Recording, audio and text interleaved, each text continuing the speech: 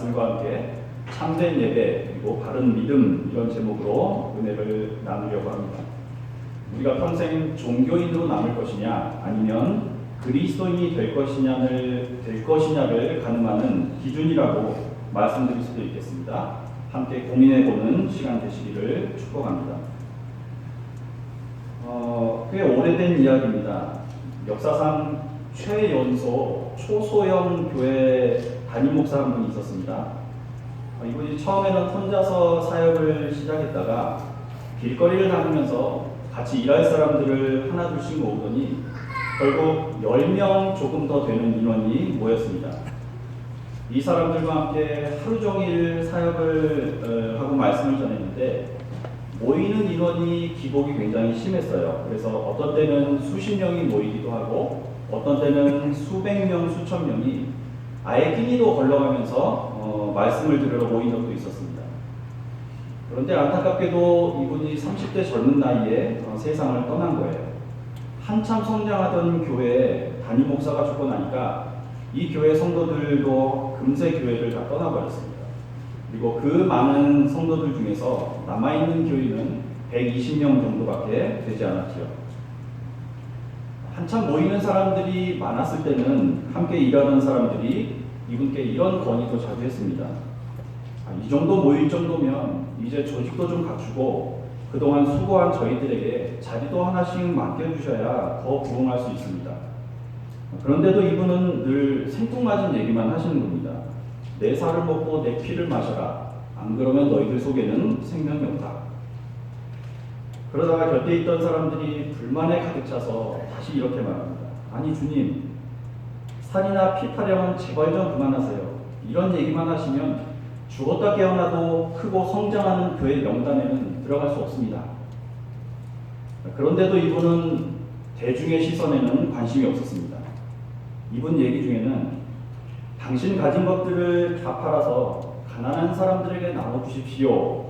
이렇게 너무나 급진적인 요구들이 많았거든요. 그래서 호기심으로 모였다가 이런 얘기를 듣고 아차 싶어서 떠난 사람들도 적지 않았습니다.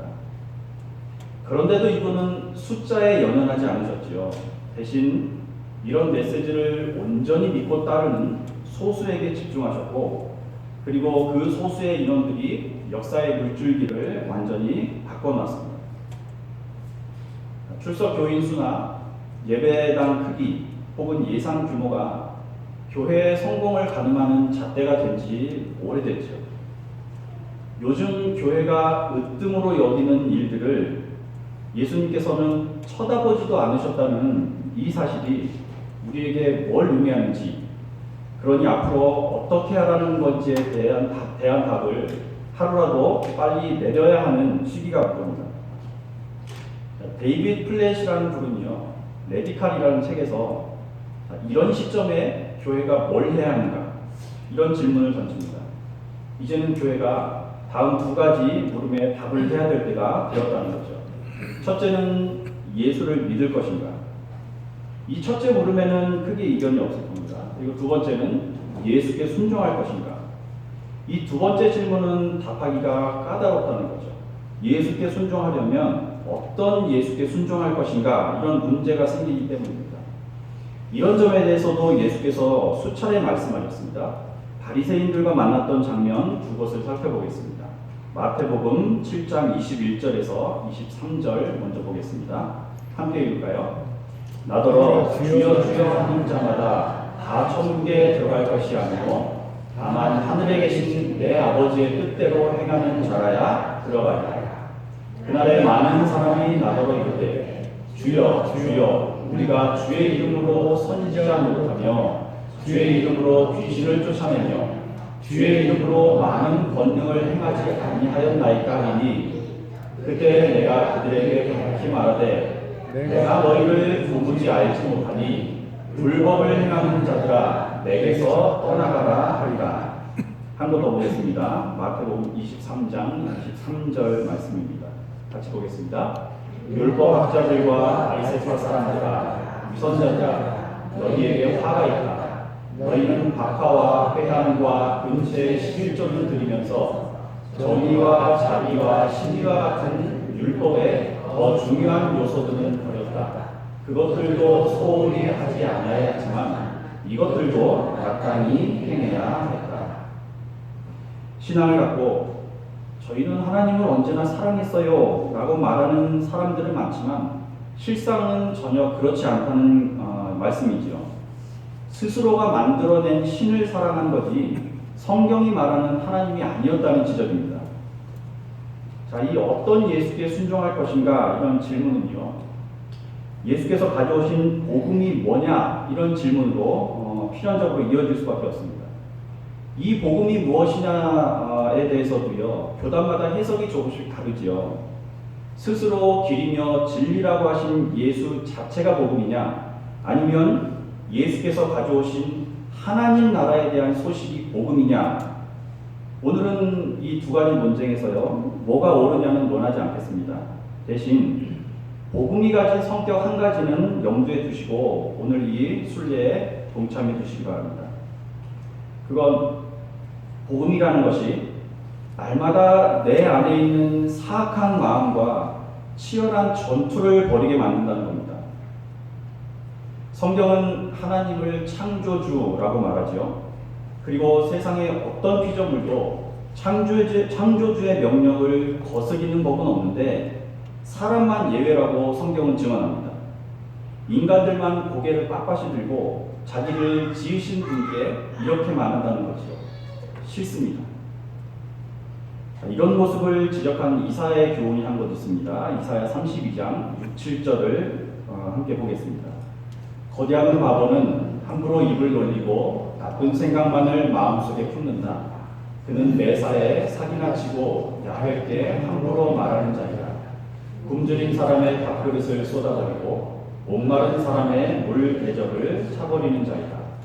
간사한 자는 간악한 수단이나 짜내고 관계나 흠묘되는 자이다.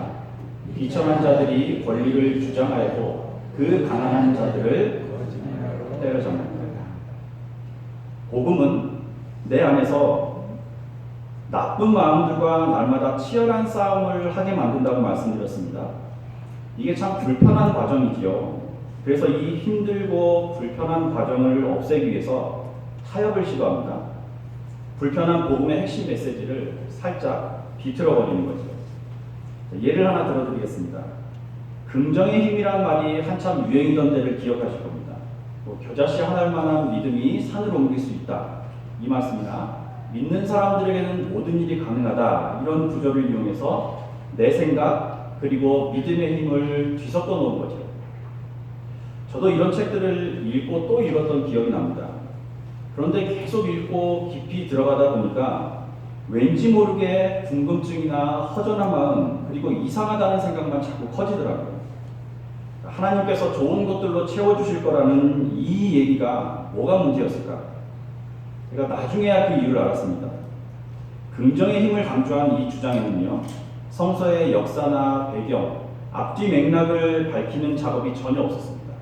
오로지 긍정적인 생각으로 이루고 싶은 일이나 자기 주장을 관철시키기 위해서 성경의 좋은 글귀들만 끌어들이는 방식을 취한 거죠. 땀이 피처럼 되어서 괴로워하시던 그리고 그렇게 기도하시던 예수의 아픈 흔적들이 온데간데 없이 사라져버린 겁니다. 예수께서 로마와 헤롯의 지배를 받던 갈릴리의 보잘것없는 사람들에게 선포하신 이 말씀들을 끌어와서 바리새인들처럼 이미 많은 것을 누리고 있는 사람들에게도 똑같이 적용시킨 거죠. 그리고 이렇게 말합니다. 하나님은 지금보다 더 많은 것들, 더 좋은 것들을 자녀들에게 주시려고 늘 준비하고 계시는 분입니다. 긍정적인 사고만 있으면 이것들을 넘치도록 채워주실 겁니다. 그러니 우리는 믿음을 갖고 입을 더 크게 벌려서 이분의 능력을 끌어오기만 하면 됩니다. 그리스도인으로서 고통스러운 의무나 책임은 사라져버린 주장입니다. 문제는 이런 긍정적인 사고들이 근거로 삼는 기반도 분명히 신이라는 거죠. 그들은 이렇게 말합니다. 신은 온 세상의 대리처럼 충만합니다. 그리고 우리가 기도하고 믿고 구하는 것들을 들어주시기 위해서 늘 우리 앞에 기다리고 계시는 분입니다. 그를 사모하고 이것들을 얻기 위해서 기도하십시오. 너무나 죄송하지만 이건 성경에서 말하는 하나님이 아니죠. 비슷하지만 아닙니다. 비슷하지만 아닌 걸 뭐라고 그러죠? 사입이라고 합니다. 저는 지금 하나님의 복과 믿음이 서로 아무 상관도 없는 별개의 것이라고 말씀드리는 게 아닙니다. 하나님의 능력과 복은 전적으로 그분이 필요하다고 생각하실 때 부어주시는 것이지, 우리가 긍정의 힘을 가지고 그분의 능력을 자석처럼 끌어당기는 것도, 그리고 저수지에서 물을 퍼다 쓰듯이 간구할 때마다 우리에게 부어주시는 게 아니라는 말씀을 드리고 있는 겁니다. 자, 복음에 대한 바울의 교훈을 한번 보십시오. 로마서 1장 17절입니다. 같이 보겠습니다. 복음은 하나님께서 인간을 당신과 올바른 관계에 놓아주시는 길을 보여주십니다. 인간은 오직 믿음을 통해서 하나님과 올바른 관계를 가지게 됩니다. 성서에도 믿음을 통해서 하나님과 올바른 관계를 가지게 된 사람은 살 것이다 하지 않았습니까? 복음을 우리가 기쁜 소식이라고 하는 이유는요, 하나님과 올바른 관계, 그분께 가는 길을 보여주기 때문입니다. 그 올바른 관계를 보여주는 것이, 갖게 하는 것이 믿음이고, 그 믿음을 지키기 위해서는 너무나 어려운 일들, 그리고 그런 싸움들을 많이 겪어내야 한다는 말씀을 드리고 있는 겁니다. 그 믿음의 표현이자, 그리고 그 믿음을 더 굳게 만들어주는 것이 바로 예배라는 거죠. 결국 예배라는 것은요, 하나님과 올바른 관계로 돌아가려는 모든 행위를 가리킨다라고 정리해 드릴 수 있겠습니다. 요한복음 4장에는 예수님과 사마리아 여인 사이에 오고 간 대화가 나오지요. 예수께서 그 여인에게 네가 남편이 5이나 있었는데 지금 있는 자도 내 남편이 아니구나, 이렇게 말씀하시니까 아마 이 여인은 식은땀을 흘릴 정도로 당황했던 것 같습니다. 그래서 속으로 어떻게 이런 것까지 알고 있지? 이 사람 도대체 누구야? 이렇게 생각했을지도 모르겠습니다. 몇 가지 얘기를 더 주고받다가 급기야 그녀가 예수께 신학적인 논쟁을 하나 던지죠. 예배에 관한 것이었습니다. 선생님, 제가 선생님께 묻고 싶은 게 있습니다. 유대인들은 예루살렘에서 예배해야 된다고 주장하고 사마리아인들은 사마리아에서 예배해야 한다고 말하는데 도대체 어느 쪽의 말이 맞습니까? 자, 이 질문에 대한 예수의 대답은 이랬습니다. 직접 확인해 보겠습니다. 21절 이하입니다. 같이 읽을게요. 예수께서는 이렇게 말씀하셨다. 내 말을 믿어라. 사람들이 아버지께 예배를 드릴 때 이 산이다 또는 예루살렘이다 하고 굳이 장소를 가리지 않아도 될 때가 올 것이다. 너희는 무엇인지도 모르고 예배하지만 우리는 우리가 예배 드리는 분을 잘 알고 있다. 구원은 유다인에게서 오기 때문이다.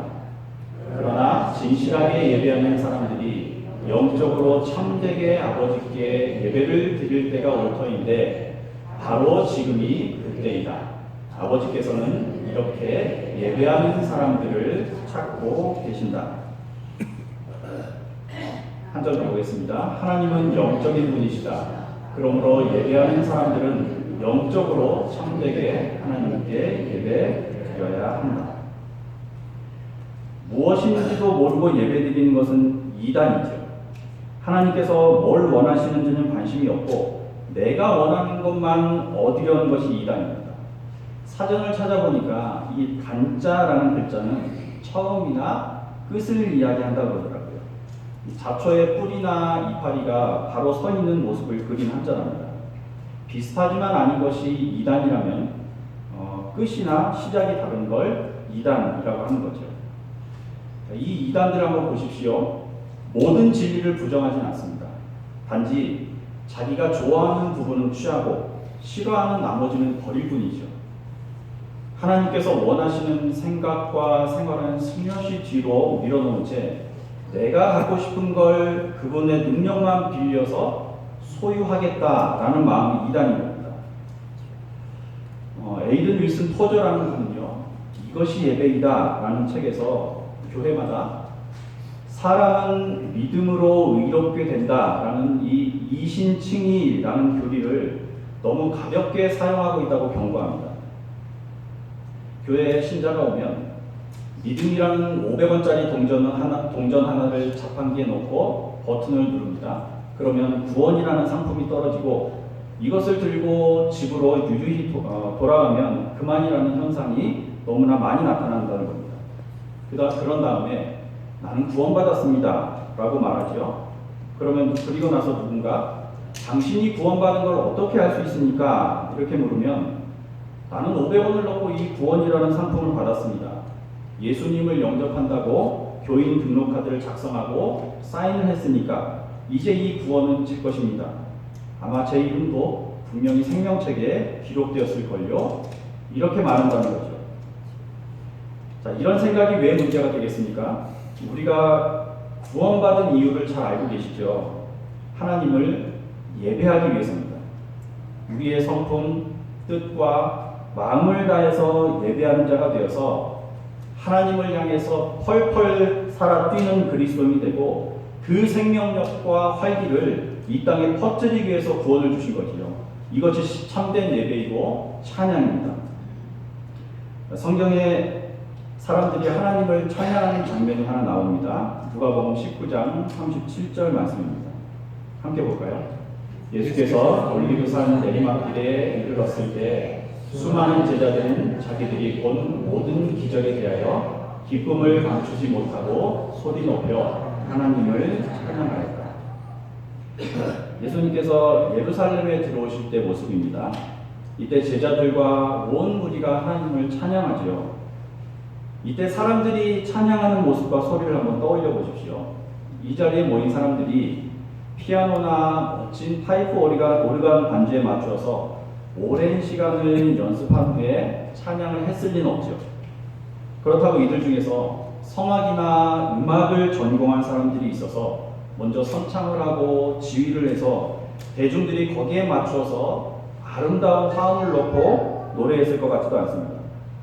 그리고 예수께서 12 제자들 중에서 몇 사람에게 너는 질서를 좀 담당해.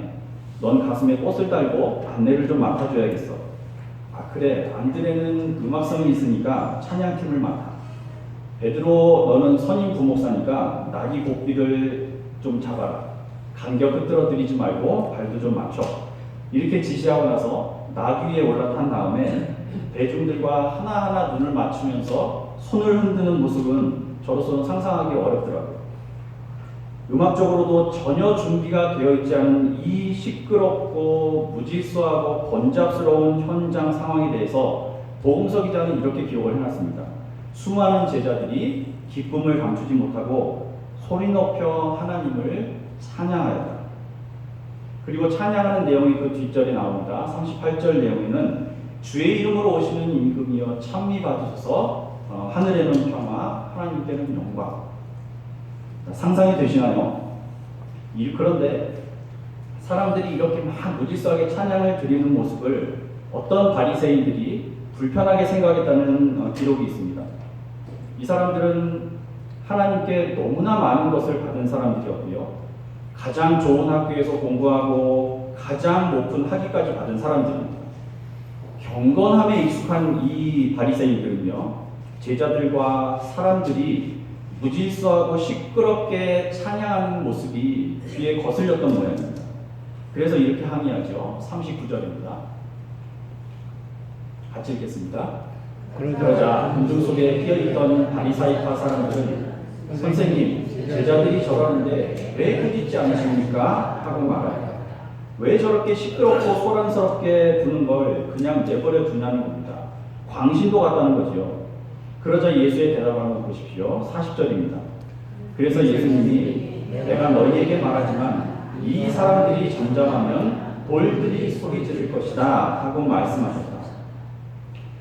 자, 오늘은 참된 예배, 바른 믿음이라는 제목으로 말씀을 나누고 있습니다. 우리나라에는 수많이 모이는 거대한 교회들이 정말 많지요. 저는 이런 교회들을 보면서 가끔 그런 생각을 해봅니다. 만약에 저 예배당 안에 겨울에 히터를 틀지 않는다면 저 인원들 중에 예배드리러 나오는 인원이 얼마나 줄어들까요? 여름에 에어컨을 틀지 않으면 찬양팀에게 악기가 없거나 인도자에게 마이크를 주지 않으면 그리고 들어와서 편하게 앉을 푹신한 의자가 없으면 어떻게 될까요? 마가의 다락방에 모였던 120명 성도들을 생각해 보십시오. 그 다락방 안에도 이들의 편의를 위해서 음향장치나 찬양팀이나 주보나 푹신한 의자, 냉난방 장치 같은 것들이 빈틈없이 잘 구비되어 있었을까요? 아니죠. 아무것도 없었습니다. 이 답답한 공간 안에는요, 하나님 말씀과 그 말씀을 붙들려는 예수님 따르고자 하는 제자들의 기도 말고는요, 아무것도 없었습니다. 지금 우리 예배당도 한번 둘러보십시오. 더위와 추위를 수십 년 동안 잘 막아준 너무나 좋은 건물이 있고요. 냉난방 시설도 있고, 말씀을 함께 볼 수 있는 좋은 스크린도 있습니다. 그리고 푹신한 방석까지, 그리고 식당에는 우리 수고를 덜어줄 세척기까지 구비가 되어 있죠. 그러나 이런 것들을 해마다 최신 제품으로 바꾸어가고 홈페이지를 새로 구축해서 볼거리들이 많아지고 눈에 보이는 것들, 그리고 우리가 가지고 있는 것들이 세련되어진다는 것이 교회 부흥을 보장해 주진 못하지요. 중요한 것은 하나님 법에 따라서 바르게 살라는 이 복음을 우리 안에 얼마나 붙들고 치열하게 싸우면서 살고 있느냐 하는 겁니다. 어떻게 해야 하나님 관계를 먼저 바로잡는 건지 고민하면서 살고 있느냐가 참된 예배의 시작이 되고요. 종교인과 그리스도인을 구분하는 잣대가 되는 거죠. 혹시 이런 것들은 너무 어려운데? 라고 생각하는 분들이 계시다면요, 제가 모세의 교훈을 한 곳 소개해 드리겠습니다. 신명기 30장 11절에서 14절입니다. 같이 읽겠습니다. 오늘 내가 당신들에게 내리는 이 명령은 당신들이 실천하기 어려운 것도 아니고 당신들의 능력이 미치지 못하는 것도 아닙니다. 이 명령은 하늘에 있는 것이 아니므로 당신들은 누가 하늘에 올라가서 그 명령을 받아다가 우리가 그것을 듣고 지키도록 알아야 주랴 할 것도 아닙니다. 또한 이 명령은 바다 건너에 있는 것도 아니니 누가 바다를 건너가서 명령을 받아다가 우리가 그것을 듣고 지키도록 알아야 주랴 할 것도 아닙니다. 그 명령은 당신들에게 아주 가까운 곳에 있습니다. 당신들의 입에 있고 당신들의 마음에 있으니 당신들이 그것을 실천할 수 있습니다. 어디에 있다고 봅니까? 저와 여러분들 입에, 마음에, 그리고 마음만 먹으면 실천할 수 있다는 것들이죠. 이번 한 주는 내 마음의 소원이나 소망은 잠시 내려두시고요. 먼저 하나님과의 관계를 바로 세우겠다고 다짐하시고 나쁜 생각들과 치열하게 싸우면서 보내시기를 축복합니다. 그래서 하나님 품에서 참된 예배, 바른 믿음으로 그분의 복과 은혜까지 마음껏 누리시는 주의 자녀들 되시기를 축복하고 축원합니다. 우리 시편 97편 9절에서 12절 말씀을 함께 읽고 마치겠습니다. 야훼여, 당신은 온 세상의 으뜸이시오니 그 많은 모든 신들 훨씬 위에 계시옵니다. 악을 미워하는 자를 야훼께서 사랑하시고 당신을 믿는 자의 목숨을 지켜주시어 악인들의 손에서 건져주신다. 바르게 살면 그 앞이 환히 트이고 마음이 정직하면 즐거움이 돌아온다. 바르게 사는 자들 야훼 품에서 즐거워하여라. 거룩하신 그 이름을 찬양하여라. 아멘. 우리 함께 준비된 자료를 보고 공동기도